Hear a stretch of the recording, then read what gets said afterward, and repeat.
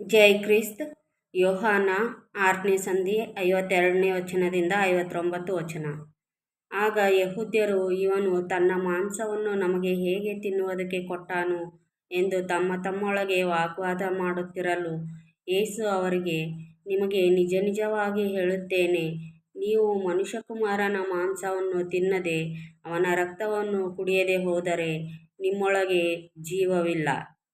ನನ್ನ ಮಾಂಸವನ್ನು ತಿಂದು ನನ್ನ ರಕ್ತವನ್ನು ಕುಡಿಯುವವನು ನಿತ್ಯ ಜೀವವನ್ನು ಹೊಂದಿದ್ದಾನೆ, ಮತ್ತು ನಾನು ಅವನನ್ನು ಕಡೆ ದಿನದಲ್ಲಿ ಎಬ್ಬಿಸುವೆನು.